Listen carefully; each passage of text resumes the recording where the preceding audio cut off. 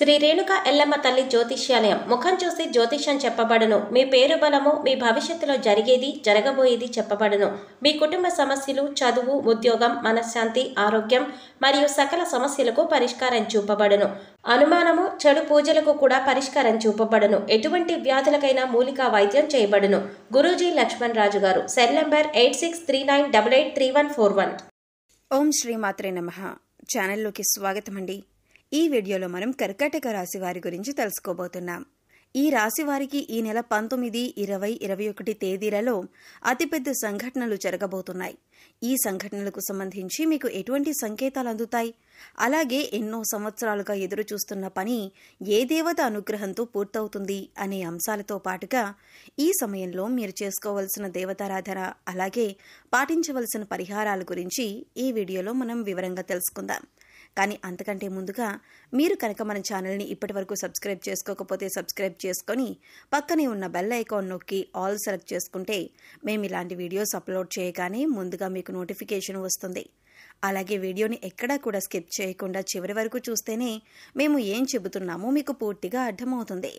ఇక వివరాల్లోకి వెళితే ముందుగా ఈ రాశివారి గురించి తెలుసుకున్నట్లయితే ఈ రాశివారు చాలా సున్నితమైన మనస్సును కలిగి ఉంటారు. ఎదుటివారు బాధల్లో ఉంటే వీరు వెంటనే రియాక్ట్ అయ్యి వారికి కావలసిన సహాయం చేస్తారు. అంటే అది మాట సహాయమైనా, ఆర్థిక సహాయమైనా వెంటనే సహాయం చేయటానికి ముందుంటారు.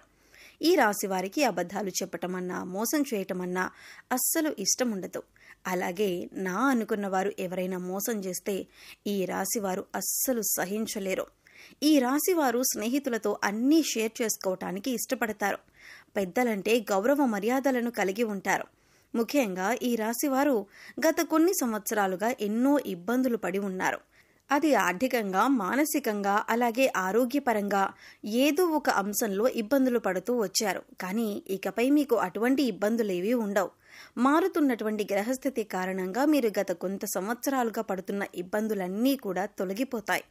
గతంలో మీరు చేపట్టిన ప్రతి పనిలో కూడా ఆటంకాలు కలిగిన సమయాలు కూడా ఉన్నాయి. కానీ ఇకపై మీకు సమయంలో ఆటంకాలు ఉండవు.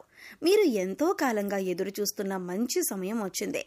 ఆర్థికంగా నిలదొక్కుకోవటానికి కొత్త వ్యాపారం మొదలు పెట్టాలి అనుకున్నట్లయితే అది ఏ విధంగా చేయాలో తెలియక ఇబ్బందులు పడుతూ వచ్చారు. కొత్తగా ఏ రంగంలో ఇన్వెస్ట్ చేయాలి అనే ఆలోచన చేస్తున్నట్లయితే ఇది మీకు మంచి సమయంగా చెప్పుకోవచ్చు. ఎందుకంటే మీరు చేసే ప్రతి పనిలో కూడా విజయం సాధించే సమయం ఇదే. అన్నిట్లో కూడా అనుకూలమైన ఫలితాలను పొందుతారు. అయితే కొత్తగా మొదలుపెట్టే వ్యాపారం గురించి అనుభవజ్ఞుల సలహాలు తీసుకోండి. ఇంట్లో మీ పెద్దల సహాయ సహకారాలు తీసుకుని వారి సలహాతో వ్యాపారాన్ని ప్రారంభించండి. నిరుద్యోగస్తులకు కూడా అనుకూలమైన సమయం అని చెప్పుకోవచ్చు. ఎందుకంటే గత కొంతకాలంగా మీరు కోరుకున్న ఉద్యోగం లభించక ఎన్నో ప్రయత్నాలు చేసి విఫలమై ఉన్నారు. కానీ ఈ సమయంలో మీకు అనుకూలంగా ఉండటం వల్ల మీరు కోరుకున్న ఉద్యోగం మీకు లభించబోతుంది. ఈ సమయంలో మీకు వచ్చిన ఉద్యోగం పట్ల ఎక్కువ బాధ్యతలను కలిగి ఉండి ఇచ్చిన పని సమయానికి పూర్తి చేసి మీ నైపుణ్యాన్ని ప్రదర్శించండి. సహోద్యోగులతో ఎటువంటి గొడవలు లేకుండా చూసుకోండి. దీనివల్ల మీకు రాబోయే కాలంలో వారు మీకు సహాయపడతారు. ఈ రాశి వారికి ఈ సమయంలో శివయ్య అనుగ్రహం ఉండటం వల్ల మీరు ప్రతి పనిలో కూడా విజయం సాధిస్తున్నారు. మీకు తెలియకుండానే శివయ్య మీకు ప్రతి పనిలో తోడుగా ఉన్నారు. శివయ్య ముందుండి మిమ్మల్ని నడిపిస్తున్నారు. అందుకోసం ఈ సమయంలో మీరు శివారాధన ఎక్కువ చేసుకోవటం వల్ల పరిపూర్ణమైన శివయ్య అనుగ్రహాన్ని మీరు పొందగలుగుతారు. ఇకపై మీకు ఏ అంశాల్లోనైనా ఎటువంటి లోటు ఉండదు.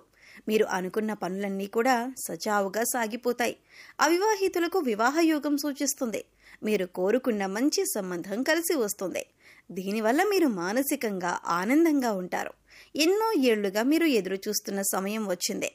ఈ సమయంలో మీ జీవితంలో అతి ముఖ్యమైన సమయం అని చెప్పొచ్చు.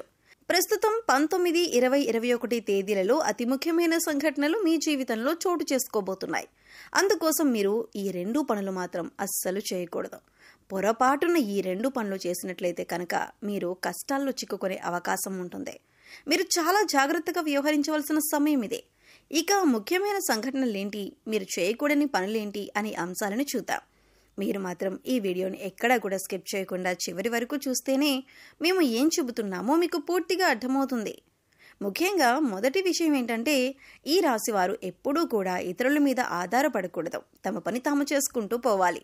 ఎప్పుడైతే వీరు ఇతరుల మీద ఆధారపడతారో వారు ఆ పని మీద అంత శ్రద్ధ పెట్టకపోవచ్చు.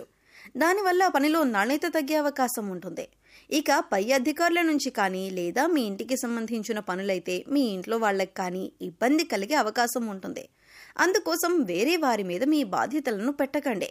మీరు జాగ్రత్తలు తీసుకోవాల్సిన మరొక ముఖ్యమైన అంశం ఏంటంటే నమ్మకం. అందరినీ నమ్మి మీరు చిక్కుల్లో పడే అవకాశం ఉంటుంది. కాబట్టి ఈ సమయంలో ప్రతి ఒక్కరిని నమ్మటం అనేది అంత మంచిది కాదు.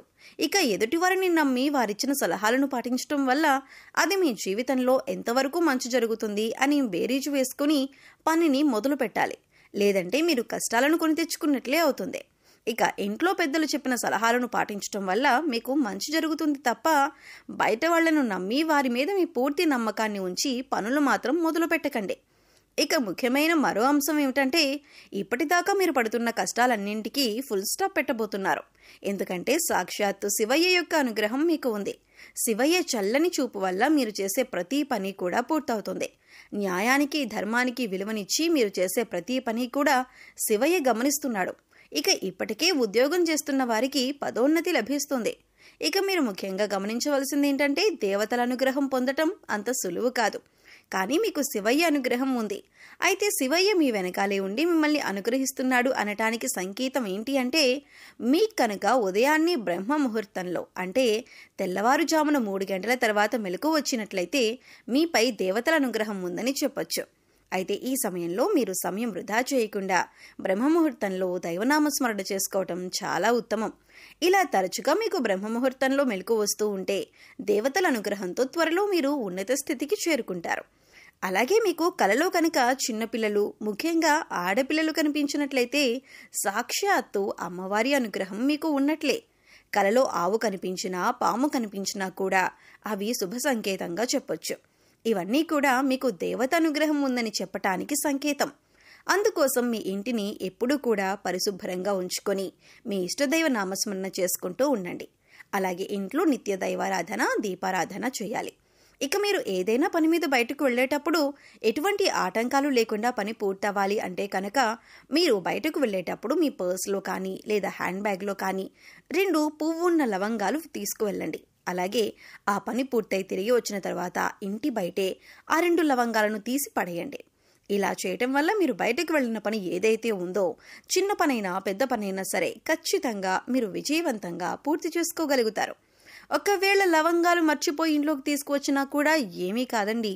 కంగారు పడకుండా మీకు గుర్తు వచ్చినప్పుడు ఆ 2 లవంగాలను తీసి బయటపడేయండి. ఇక ఈ సమయంలో మీరు చేసుకోవలసిన దేవతారాధన చూసుకున్నట్లయితే, ఆడవారు ప్రతిరోజు కూడా తులసి మొక్క దగ్గర పసుపు, కుంకుమ, గంధం వేసి దీపారాధన చేసి 3 ప్రదక్షిణలు చేసి తులసి మొక్క దగ్గర ఉన్న మట్టిని బొట్టుగా పెట్టుకోండి. దీనివల్ల సుఖ సంతోషాలతో పాటుగా సౌభాగ్యం కలుగుతుంది. ప్రతినిత్యం నవగ్రహ స్తోత్రాలను చదువుకోండి. అలాగే హనుమాన్ చాలీసాను రోజుకి 3 సార్లు పఠించండి. ప్రతి శుక్రవారం లక్ష్మీదేవికి విశేషంగా పూజ చేయండి. మీకు సమయం ఉన్నప్పుడు శివనామస్మరణ చేసుకోండి.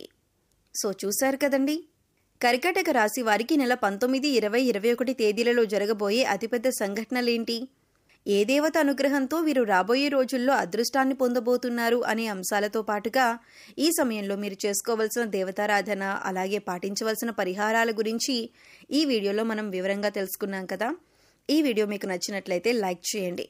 మీ ఫ్రెండ్స్ అండ్ ఫ్యామిలీ మెంబర్స్లో ఎవరైనా కర్కాటక రాశి వారు ఉన్నట్లయితే వారితో ఈ వీడియోని షేర్ చేసుకోండి.